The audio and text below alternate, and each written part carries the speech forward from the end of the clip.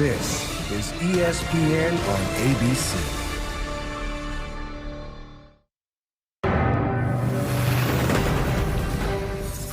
Let the coronation begin! This is one for the ages. You have to have some character to win it on the road. Kareem hits again with a skyhook. LA comes to Boston and wins the world title.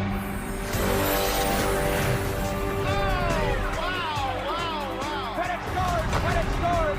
He's got 50 points. The master at his craft, Oscar Robertson. Follows his own shot. What a shot by Larry Bird! These are the signature moments in the pursuit of the title. If you want to be a hero, you've got to take hero shots. But Chamberlain, the big dipper, makes the big difference. 60 points for Elgin. Shaquille O'Neal with a right-hand jam. Nice dish by Kobe Bryant.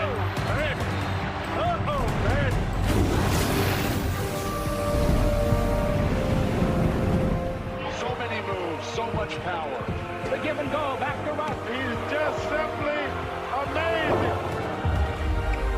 Jordan to drive. Hangs. Fires. Scores! He scores! How many times has he done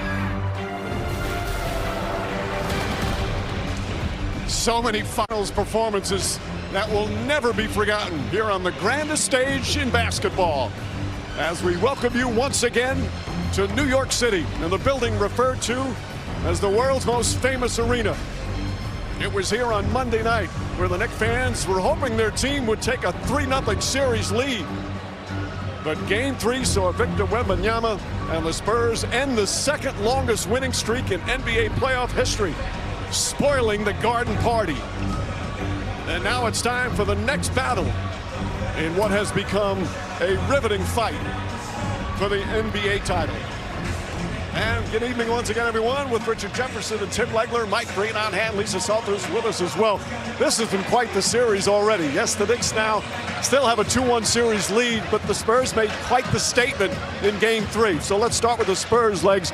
Wembanyama was brilliant in Game 3, but we've said all year they are so much more than Wemby. That includes a trio of guards who are tough and talented. And Mike, those three guards spent more time on the floor together in Game 3 than they have in the entire postseason, and they do it in different ways. They're all elite on-ball guards that can break you down. For De'Aaron Fox, it's that burst of quickness. Here, a huge shot down the stretch, taking advantage of that gap in the defense at the foul line. Dylan Harper, it's explosive athletic ability. He lives in the lane. And then for Stephon Castle, it's a combination of patience and strength around the rim. They were dynamic in Game 3. And take a look at the numbers.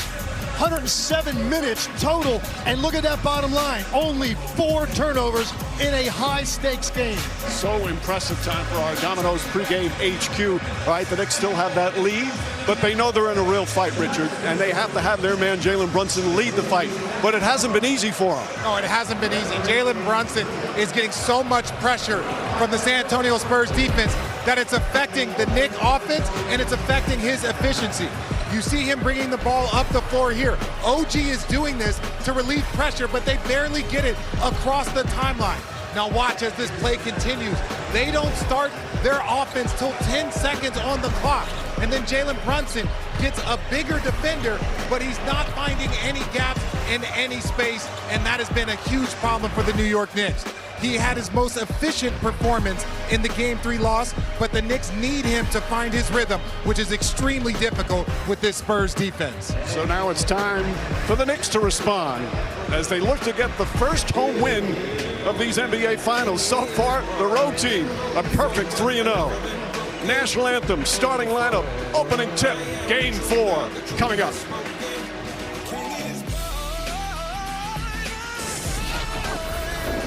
The NBA Finals are brought to you by OpenAI. You can just build things with Codex. This presentation of the NBA Finals will continue after this message and a word from our ABC stations.